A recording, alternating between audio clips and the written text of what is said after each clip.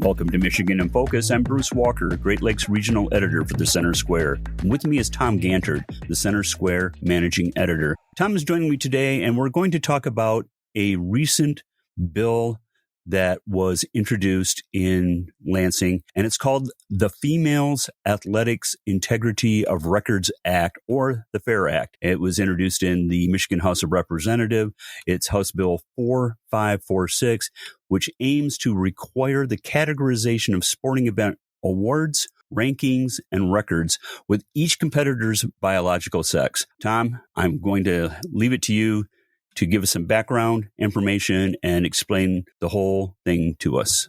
So let's start with my grandson's school district. This came up, Western School District in Parma, which is near Jackson. There was a student in 2016, a transgender student who was a biological boy who wanted to play on the girls cross country team. The school at first said no because it was an unfair competitive advantage.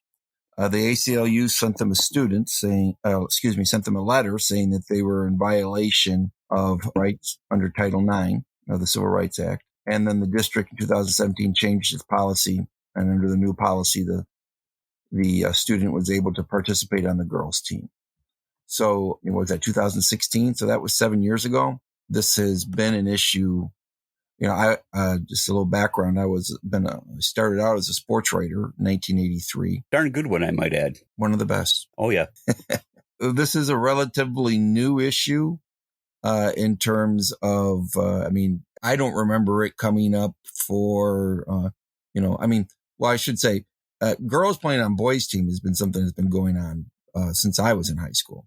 When I was in a Jackson school, some of the girls participated on the boys cross country team because there was no girls cross country team. Transgender students playing on girls teams is something that's fairly recent. The Michigan High School Athletic Association is the governing body for high school sports in Michigan. They've said, and this is information's a year old, in the last 10 years, there was 10 student athletes that used the association's transgender policy. And all 10 were found to be allowed to play. And the Michigan High School Athletic Association's transgender policy is that if a transgender female student wants to participate on a girls' team, the Michigan High School Athletic Association requires documentation indicating the student's listed gender on school or medical forms and whether the student has or is taking hormones or undergone surgery. And then the MHSAA then reviews those records on a case-by-case basis. At a higher level, the NCAA has a much more complicated policy. The transgender student athlete has to document sport-specific testosterone levels beginning 4 weeks before their sports championship selections. And then as they participate, they also have to keep documenting these testosterone levels. In this instance, 4 weeks before championship selections. It's getting into a situation where they have to start providing medical information if they play or if they're allowed to play on the boys' team. I mean, this is solely an issue of transgender students playing on girls' teams. It just seems to me to be, we're breaking new ground on this every day. So at this given point in time, it's more or less a quagmire where I think everybody is kind of scratching their head and trying to figure this out. So where do you see all of this heading? I'm surprised this hasn't happened yet.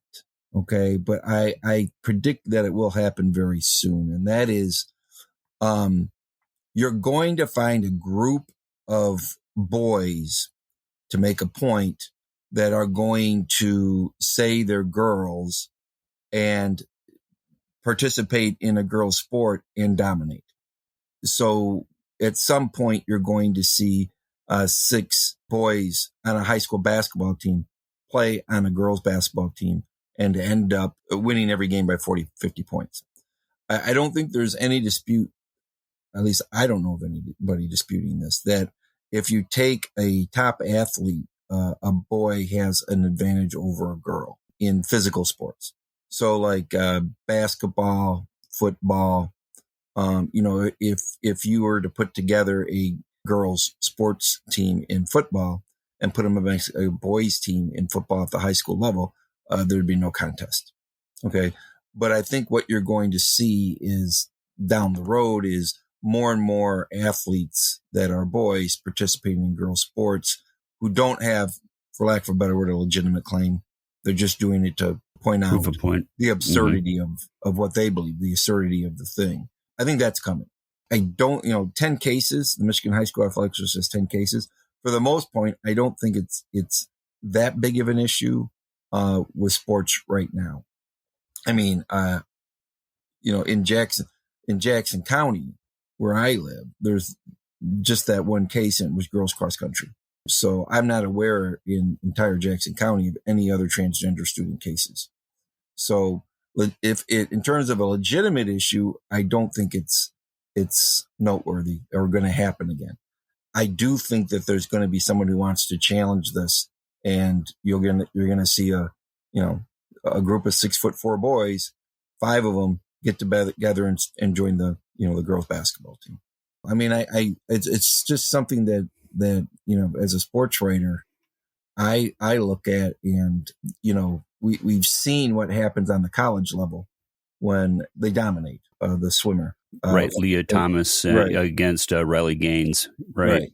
So I mean, we haven't seen that in the high school in Michigan yet, where state champions have been transgender. But I think that's coming either legitimately or not legitimately. Well, in the meantime, House Bill 4546 has been referred to the House Government Operations Committee for consideration. And listeners can keep up with this story and more at thecentersquare.com. I'm Bruce Walker, Great Lakes Regional Editor for The Center Square. Please subscribe, and thank you so much for listening.